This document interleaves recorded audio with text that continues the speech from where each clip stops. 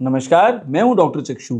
आज चर्चा करेंगे यहाँ पर हम एक किडनी के वार्निंग साइन के बारे में। ये जो वार्निंग साइन है ना गुरु, हल्के में मत लेना। सुन लिया तो किडनी जाएगी बच, और अगर ओवर कॉन्फिडेंस में इग्नोर कर दिया तो किडनी कहेगी बाय बाय, मैं तो चली।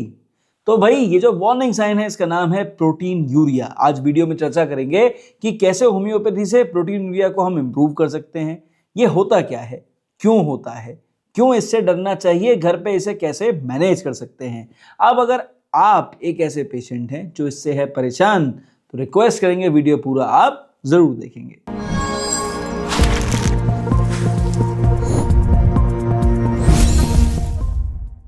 सबसे पहले बात कर लेते हैं कि भैया ये प्रोटीन यूरिया क्या होता है।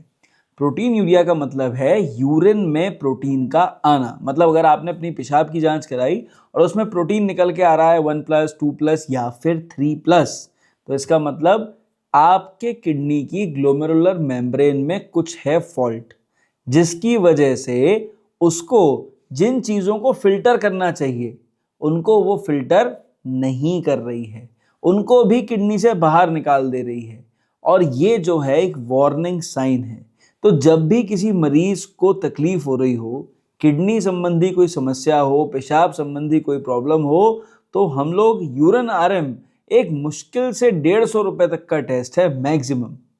ये एक सिंगल जांच यूरिन आरएम की, अगर उसमें आपको प्रोटीन दिख गया प्लस तो मान के चलो वार्निंग नॉर्मल मॉडरेट है। नॉर्मल प्लस मतलब माइल्ड है, और अगर 3+ तो भैया यहाँ पे मामला गड़बड़ है, फौरन इस पे काम करने की जरूरत है। तो कुल मिला के ये केवल एक सिम्टम है, एक साइन है, और इसके पीछे के बैकग्राउंड को स्टडी करने में पता चलेगा कि आखिर किडनी में ऐसा क्या हो रहा है कि वो स्ट्रेस में जा रही है, क्यों उसके फिल्टर काम नहीं कर रहे।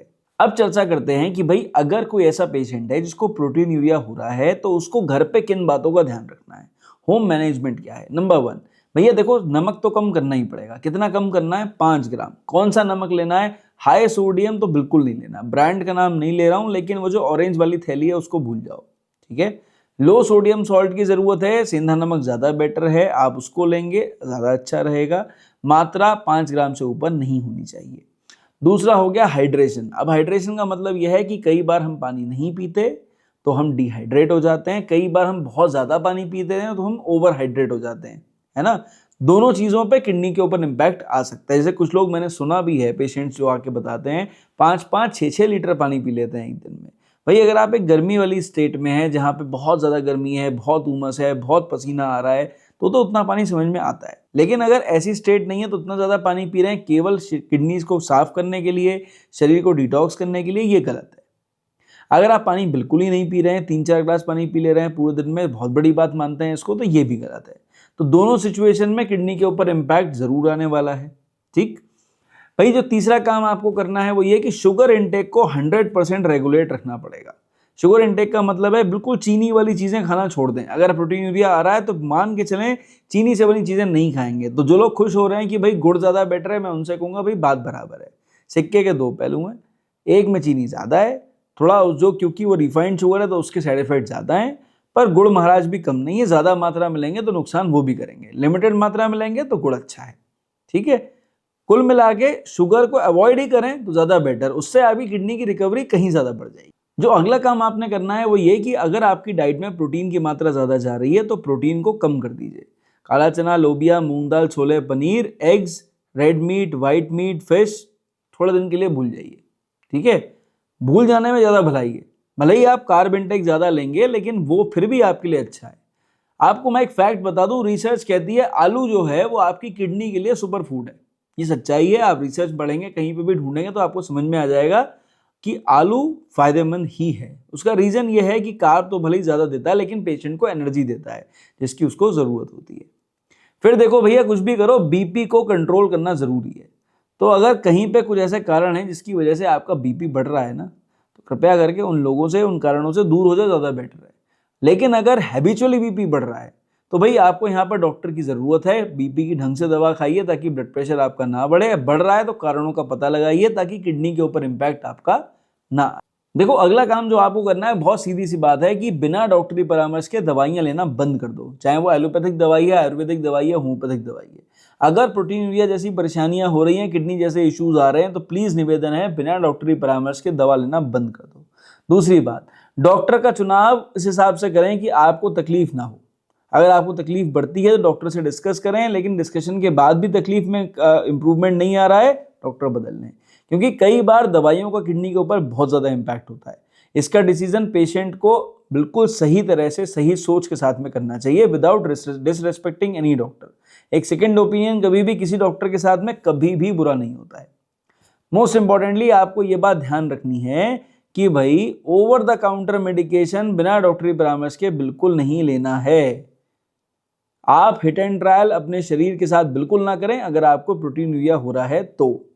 और भाई इसी के संग में अगर आपको ज़्यादा दुख तकलीफ परेशानी है तो जो अल्कोहल और स्मोकिंग का आप इस्तेमाल कर रहे हैं उसको बिल्कुल बंद कर दीजिए। कई बार किडनी की सिकाई करने से पेशेंट को बहुत फायदा होता है। अगर ठंड का मौसम है, जैसे अभी विंटर्स हैं और आपको परेशानी है, तो भाई देखिए किडनी की सिकाई करने से फायदा होगा। तो गर्म पानी की बोतल, चाहे वो जेल वाली हो चाहे पानी वाली हो, उसे टॉवल में लपेट के किडनी में दोनों तरफ पीछे की तरफ हल्का हल्का सा सिकाई जरूर करें। सिकाई करने से पेशेंट को बहुत फायदा होता है। अब जरा भाई देखो ध्यान से समझ लो कि होम्योपैथी प्रोटीन यूरिया के केसेस में एक बहुत ही फायदेमंद प्लान ऑफ ट्रीटमेंट है। ये दवाइयाँ कोई साइड इफेक्ट कॉज नहीं करती हैं, लेकिन सही सोच के संग लेने पे हमेशा आपको रिजल्ट्स देंगी। हाँ, अगर आप हिट एंड ट्रायल करते रहेंगे तो भाई किसी भी दवा से फायदा नहीं होगा। होम मैनेजमेंट को समझना बहुत जरूरी है जब भी हम प्रोटीन यूरिया के ट्रीटमेंट के बारे में बात करते हैं। अब अगर हम दवाइयों पर चर्चा करें, भाई कुछ दवाइयाँ लाजवाब एक्शन दिखाती हैं और बहुत बढ़िया रिजल्ट देती हैं। सबसे पहले हम चर्चा करेंगे एक मदर टिंचर कॉम्बिनेशन के ऊपर, जो हर वो पेशेंट ले सकता है जिसको प्रोटीन यूरिया हो रहा हो, मात्रा ज्यादा हो या कम हो। ये मदर टिंचर कॉम्बिनेशन बहुत फायदेमंद है। यहाँ पर हम 3 दवाइयों पर चर्चा करेंगे। पहला हो गया बर्बरिस वल्गैरिस का मदर टिंचर, दूसरा हो गया हाइड्रेंजिया का मदर टिंचर, तीसरा हो गया इक्यूसेटम का मदर टिंचर। अब भाई बर्बरिस वल्गैरिस का मदर टिंचर क्या करता है कि एक डायूरेटिक है, ये पेशाब बनाता है, पेशाब को पास करने में मदद करता है। तो बेसिकली किडनी में जो भी पेशाब बन रही है बर्बरिस वल्गैरिस लेने से वो अच्छे से साफ निकलती चली जाएगी, रुकेगी नहीं, हाइड्रोनेफ्रोसिस नहीं होगा। इक्यूसेटम स्पेसिफिकली एक ऐसी दवा है जो फ्रीक्वेंट यूरिनेशन को भी कंट्रोल करती है, साथ ही साथ जो प्रोटीन यूरिया आ रहा है उसके ऊपर स्पेसिफिक एक्शन दिखा के पेशेंट को इंप्रूव करने में मदद करती है। और फिल्टर्स को, बेसिकली जो किडनी के हमारे फिल्टर्स हैं जो गड़बड़ काम कर रहे हैं, उसको हेल्प करती है कि आइडेंटिफाई कर पाए कि भाई प्रोटीन को हमें बचाना है और बाकी गंदगी को बाहर निकालना है। जो यहाँ पर तीसरी दवा है उसका नाम है हाइड्रेंजिया। वो भी बिल्कुल बर्बरिस वल्गैरिस के जैसा एक्शन दिखाती है, डायूरेटिक वाला, लेकिन यहाँ पे फर्क ये है कि वो किडनी के इरिटेशन जो हो रही है उसमें रिलीफ देती है। तो जब प्रोटीन लॉस होगा तो ऑब्वियसली किडनी के सेल्स ही टूट टूट के निकलेंगे या पीछे से प्रोटीन भी पास हो सकता है। तो ऐसे में किडनी इरिटेशन को इंप्रूव करना भी बहुत जरूरी है। तो अगर आप ये तीनों मदर टिंचर्स को एक साथ इस्तेमाल करना चाहते हैं तो तीनों की 5-5 बूंद दवा या जरूरत पड़ने पर 10-10 बूंद दवा आधा कप पानी में डालें और इसे दिन में 3 बार के हिसाब से रेगुलरली कम से कम 50 से 100 ml पानी में डाल के ही कंज्यूम करें, अनलेस एंड अनटिल डॉक्टर ने आपको बोला हो कि 1 लीटर से ज्यादा पानी आपको नहीं पीना है।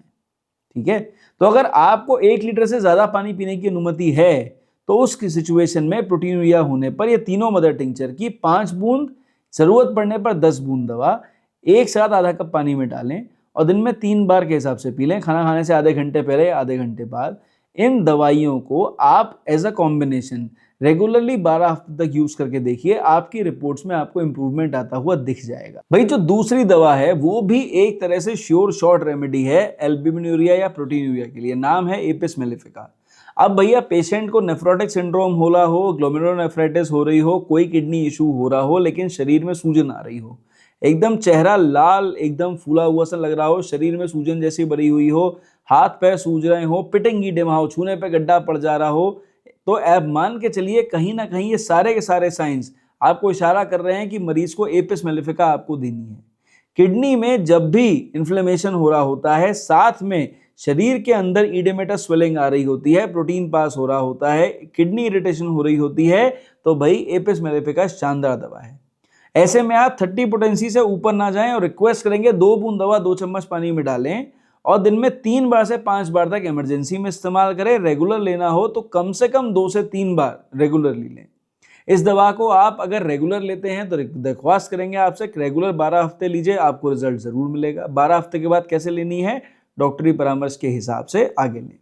इमरजेंसी में कम से कम 5 दिन तक रेगुलर लीजिए, 5 बार तक आपको फर्क देखने को मिल जाएगा। अब यहाँ पर जो तीसरी दवा है ना, वो बड़ी स्पेशल रेमेडी है, बहुत कम लोग आपको रिकमेंड करते हुए सुनेंगे, लेकिन भाई ये वास्तव में लाजवाब काम करती है, स्पेशली उन पेशेंट्स के लिए जो हाइपरटेंशन से परेशान है, यानी हाई बीपी से परेशान है। तो भाई अगर हाई बीपी आपकी किडनी को लेके जा रहा है और किडनी कहने वाली है बाय बाय, और आपको प्रोटीन पास हो रहा है, किडनी वार्निंग साइन दे रही है मैं जा रही हूँ, रोक सको तो रोक लो, बीपी मेरा आपका बढ़ा हुआ है, इस वजह से मैं जा रही हूँ, उस सिचुएशन में ऐसे पेशेंट के लिए ऑरम मेटालिकम एक बहुत शानदार दवा है। तो हाइपरटेंसिव टेंशन की वजह से किडनी डैमेज अगर हो रहा है और प्रोटीन यूरिया आ रहा है, तो आप आंख बंद करके ऑरम मेटालिकम इस्तेमाल करेंगे, आपको रिजल्ट जरूर मिलेगा। पर मेरी रिक्वेस्ट यह है, जब भी आप जैसे पेशेंट इस दवा को यूज करें तो 2 बूंद दवा 2 चम्मच पानी में डालें, दिन में 3 बार, केवल 30 पोटेंसी लेंगे सेल्फ मेडिकेशन में, उससे हाई पोटेंसी पे बिना डॉक्टरी परामर्श के नहीं जाएंगे। आप दिन में 3 बार इस दवा को यूज करें और रेगुलरली आप 21 दिन तक इसको यूज करिए और अपना बीपी भी मॉनिटर करिए, आपको फर्क देखने को मिलेगा। अगर नहीं मिल रहा है तो एक निकटतम होम्योपैथिक डॉक्टर के संग में बैठ के थोड़ा सा डिस्कशन इस वीडियो के संग कर लीजिए, आपकी मदद हो जाएगी, क्योंकि ये एक बहुत शानदार दवा है। कई बार इसके संग में बीपी की एक आध कोई दवा ऐड करने की जरूरत पड़ जाती है, पर ये किडनी डैमेज बचा लेती है, प्रोटीन यूरिया को बहुत अच्छे से इंप्रूव करती है हाइपरटेंसिव पेशेंट्स में। It's a very good remedy. तो भाई देखिए, आखिरी में एक बात मेरी ध्यान से समझ लीजिए कि पेशाब की रिपोर्ट में, यूरिन आरएम में प्रोटीन अगर आपके आ रहा है तो भाई ये सिर्फ एक नंबर नहीं है, इसे प्लस प्लस मत समझो, ये एक वार्निंग साइन है और किडनी कह रही है भैया जरा ध्यान दे दो, मैं जा रही हूं, जाने से रोक लो मेरे को। तो अगर आप इस पे सही समय पे ध्यान दे देंगे और इसका ढंग से टेक केयर करेंगे तो किडनी बच जाएगी, रिकवरी हो जाएगी और होम्योपैथी बहुत बढ़िया काम करती है। तो आई होप इस वीडियो को देखने के बाद आपके भी चक्षु नेत्र खुल गए होंगे। तो भाई अगर आप एक किडनी पेशेंट है, परेशान है और इस वीडियो से कुछ फायदा हुआ हो, पहली बार आए थे चैनल पे सब्सक्राइब कर जाएं, रेगुलर वीडियोस देखते हैं थम्स अप दे जाएं। और अगर आपको सोल्यूशन नहीं मिल रहा है और बेटर सोल्यूशन चाहिए, मुझसे डिस्कशन की जरूरत है, इस नंबर पे व्हाट्सएप पे मेरे स्टाफ से बात करें, अपॉइंटमेंट मिलेगा, मैं आपसे बात जरूर करूंगा। इस वीडियो में सिर्फ इतना, मेरी तरफ से नमस्कार, थैंक यू एंड जय हिंद।